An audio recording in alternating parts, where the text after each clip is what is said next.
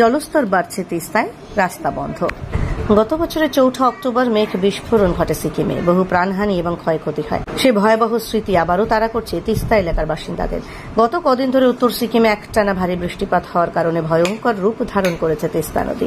ফুলে ফেপে উঠেছে তিস্তা, ফলে ক্রমশ আতঙ্ক বাড়ছে তিস্তার পার্শ্ববর্তী এলাকায়।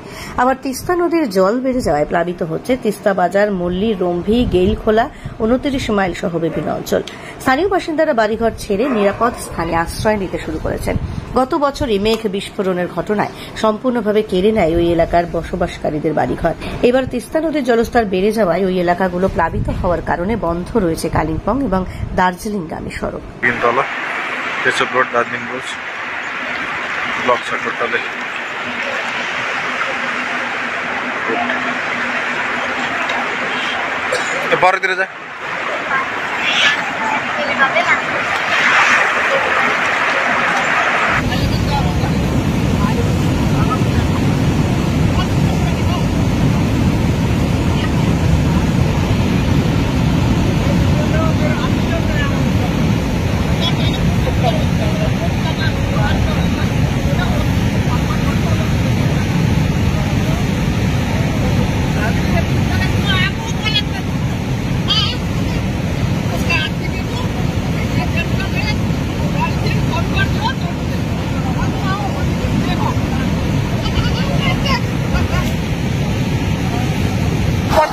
आउँदैन होला है।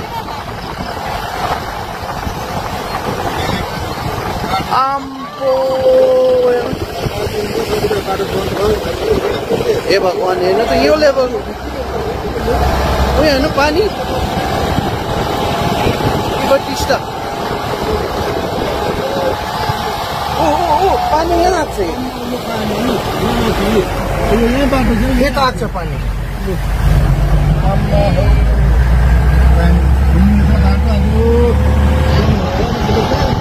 यो हेर्नै साँच्चीको यो त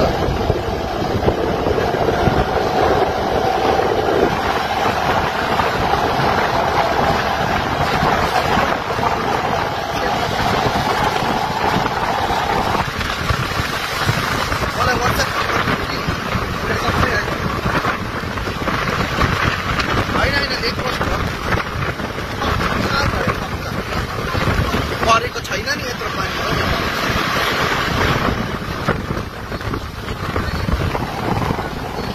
परेको छैन यो पानीले होइन, उनीहरू सबै बगाएर ल्यान्छ।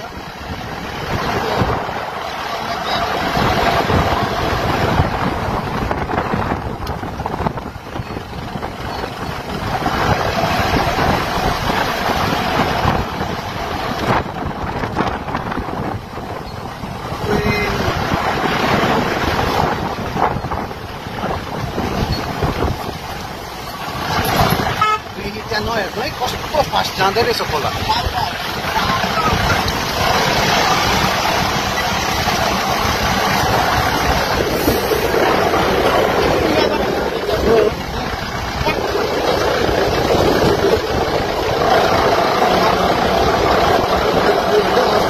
अस्तिकै जस्तै छ, अस्तिकै हो, यो अस्तिकै हो। लेक बस भएको हो यो त पानीले त मरिकाटे पनि होइन।